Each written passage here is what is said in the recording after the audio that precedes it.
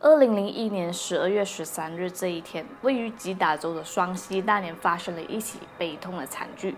受害者的妈妈更是哭着说，她什么都没剩下来，只有一排烧到发黑的肋骨，这叫人怎么接受？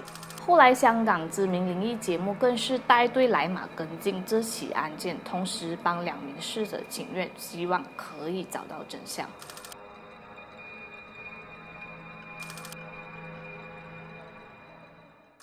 大家好，我是美貌与智慧并重的小南，来自双溪大连，时年23岁的钟美萍是家里的第5个孩子。她的为人不但天真可爱，也很喜欢帮助别人。姐姐钟美燕还提到妹女的内心很柔软，非常单纯，就算在工作被同事欺负，回家后跟家人哭诉，但一睡醒就全都忘了，隔天又嘻嘻哈哈的跟同事打成一片，从来不记仇。当年钟美萍是在八甲亚兰轻工业区某家五金工厂当一名会计师，这是她高中毕业后的第2份工作。钟美萍对于工作是非常认真的，而且时常加班到晚上11点。妈妈当时还因为心疼她，想让她辞去这份工作。然而谁也没有想到，她只工作了1年的时间就遭遇不幸了。2001年12月13日下午4点30分。由于公司准备赶在开斋节前夕支付员工的薪水所以美萍和她时年29岁的同事梁美玲共乘一辆车，前往双溪大连联青花园的一家银行提取4万令吉的现金。而这家银行就在公司的对面，车程大概5分钟而已，所以这一去一回不会花太多的时间。然而他们2个人却久久都没有回公司。同事越想越不对劲，打了电话给美萍，但怎么打都打不通。于是同事便赶紧通知了公司老板，随后也通知了美萍的家人。在接到这位同事的电话后呢，美萍的家人纷纷放下工作赶回家，并到处转悠，希望可以找到美萍。时间不知不觉来到傍晚6点钟，美萍的家人突然接到一通电话说，人找到了，但却是2具烧焦了的遗体。而且是在一座大伯公庙附近被发现，2人开去的汽车已经烧成废铁。姐姐钟美燕表示，当时的情况非常让人痛心。事发现场的车子前后各有遗体躺着，可以说是已经烧到所剩无几了。法医用手指一点遗体马上就变成灰飘起来，根本拿不到。在没有办法的情况下，法医只好用双手把这个灰堆积起来，然后装进一个黑色袋子里。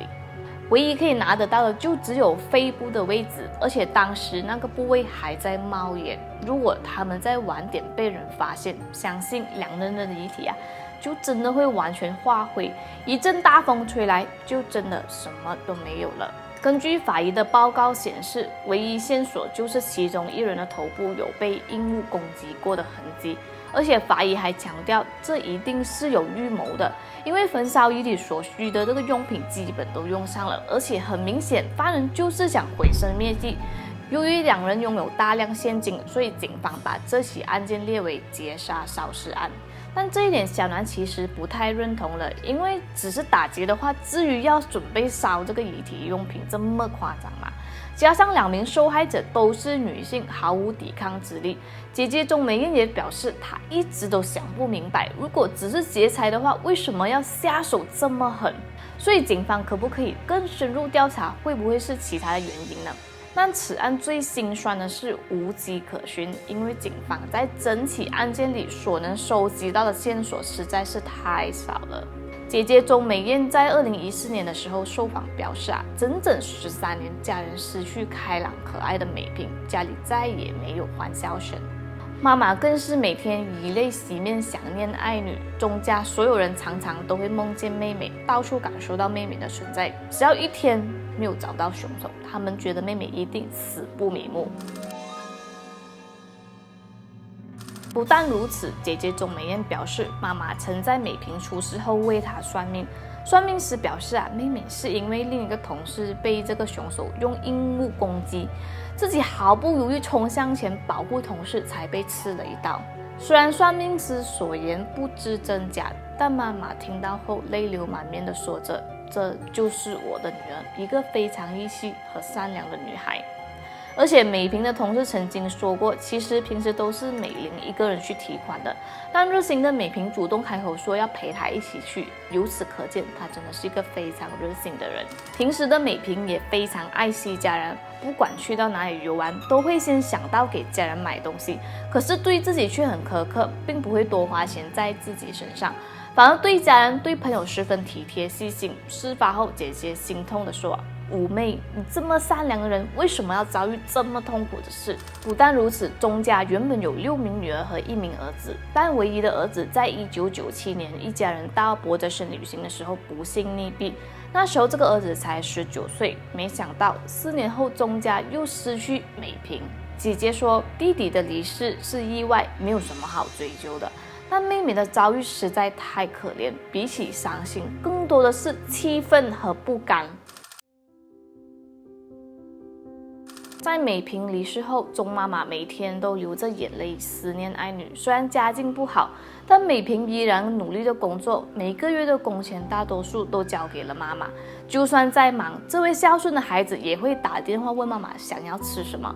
更悲伤的是，美萍离世后的2年内，钟妈妈因为承受不住身心灵的伤痛而中风，只能以这个轮椅代步，随后更是昏迷不醒。最终，钟妈妈只能带着遗憾和悲痛离开了人世。姐姐表示妈妈临走前一直都在说一定要找到凶手。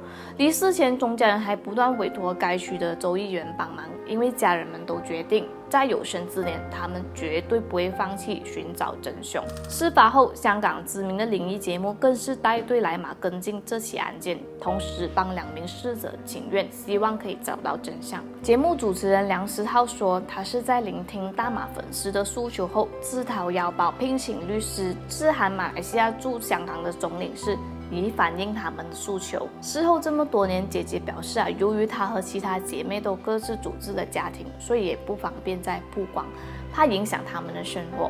不过在得知梁思浩帮妹妹请愿后，她表示感谢他们的关心，也希望警方在接获这个请愿后尽力调查这起案件，让妹妹可以早日安息。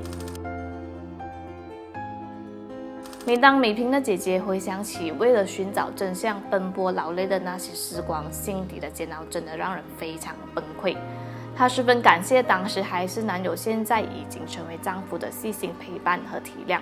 如今其他姐妹们虽然已经开始了新生活，但大家永远不会忘记母亲临终前的愿望。在另一起同样发生在双溪大年的朱玉叶命案，有着同样遭遇的朱爸爸还一直打电话鼓励他们一家人，并叫他们要坚持下去，不要放弃。也是因为这样，钟家才能一路挺过来。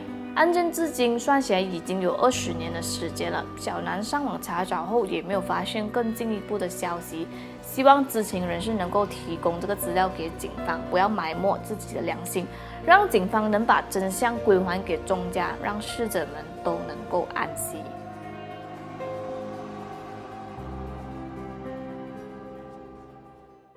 今天的影片到这里结束了哦，再次感谢你的收看和支持。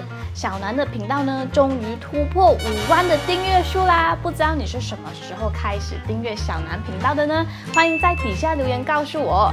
其实有什么故事想要我说的，也可以留言。不过有一些的资料真的太少了，所以没有办法做。那我会尽力的。然后也很谢谢我的一些男粉，就是每次一上新的影片就会看到他们啦，我几乎都把他们记住了。你们的支持就是我的动力，各方面也是努力调整中啦。那还有许多影片也加了英文字幕，那只看中文字幕的观众朋友也可以点击这里关闭英文字幕哦。最后的最后，小南现在每个星期都会更新3支影片啊，还没订阅的朋友记得订阅并且开启小铃铛哦。拜拜，么么哒。